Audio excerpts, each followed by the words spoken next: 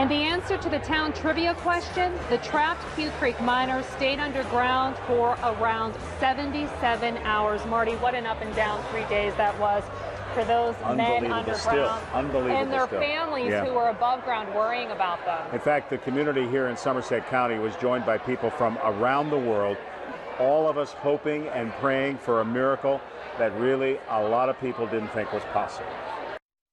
The rescue effort began last night around 9 o'clock at the Quecreek Mine near Freedens in Somerset County. The miners were trapped when they apparently ruptured a nearby abandoned mine. That mine, abandoned sometime in the 1950s, was full of millions of gallons of water. In fact, officials think as much as 60 million gallons poured into the Quecreek Mine, and the water continued to pour in overnight. There were 2 crews of miners working about a mile and a half from the entrance of the mine when the accident happened. One crew managed to wade to safety, but the other did not. At about midnight on July 25th, equipment began arriving on the scene to try to get to the trapped miners. At 3 a.m., rescue workers tapped on a pipe and got a response from below ground. They sent vented air in to the trapped miners. By 8 a.m., the plans to dig were finalized. The diggers would, in fact, drill 3 holes. One would be the rescue, one would be deeper to help drain the water in the mine, and the third would be used to send in heated air. At 1 o'clock, hoses were brought in to begin draining the water, and by 2, the big drill had arrived. It has been a day of ups and downs for the hundreds of people who've been involved in the rescue effort since the Quecreek Mine was flooded around 9 o'clock Wednesday night. This is the drilling area where they've been working. Late last night, rescuers right here were encouraged. The drill bit that was cutting through the rock to get to the men was sailing along. More than 100 feet down, a third of the way, then suddenly the drill bit broke and there was no replacement bit on site. That meant hours of delay, frustrations mounting. Then word the broken bit had been lifted out of the hole. A new bit was about to restart the rescue. But then more heartbreak for the family members. That bit was not out. That drill bit in Rescue Shaft 1 was a critical step in restarting the drilling effort in Shaft 1. And yeah, I hope all of Pennsylvania realizes that it was a very positive moment. We needed it. You know, we stopped drilling last night about 2:30, so here it is moving toward the dinner hour, and we needed that development. I'll tell you, the families felt great on hearing it. Drill number 1, again, 17 feet away from where those miners are trapped. They stopped the drill, I understand, just to put a pressure cap on that drill. That's a safety precaution because they don't want to disturb the air bubble that they believe is keeping those 9 miners alive. We got the confirmation from the governor about 10:45, 10:50 that they did break through. All 9 are alive.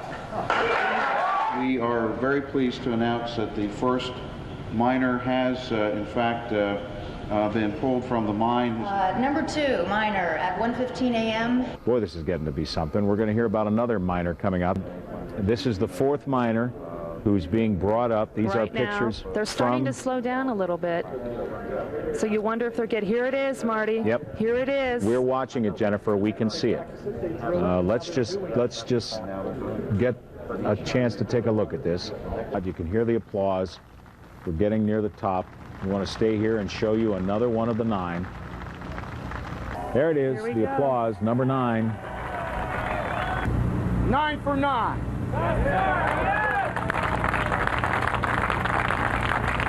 Did he always believe that he was going to get out?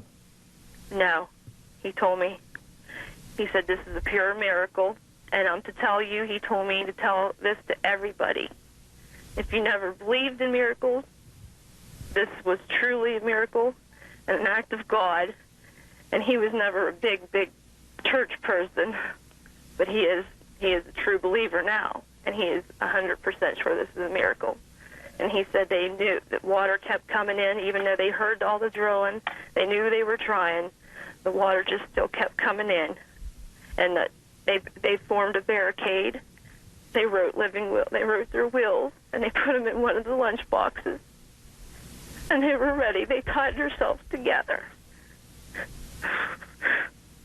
But they're home now. That's all that counts. Randy Fogel, Blaine Mayhew, Tom Foy, John Unger, John Philippi, Ron Heilman, Dennis Hall, Robert Pugh, and Mark Pompernak. They went in as brothers on Wednesday. They come out as brothers here on for the most part, a Sunday morning. All 9 are alive. And in the words of the governor, as it came, we believe that all 9 are in pretty good shape. And sums it up pretty good by the first words from one of the miners when they first made contact. What took you guys so long? They came, they got them, they're out. It is a mine miracle. What took you guys so long? You know, just listening to Blaine Mayhew's wife there, it takes you back. I've done a lot of interviews over 40 years.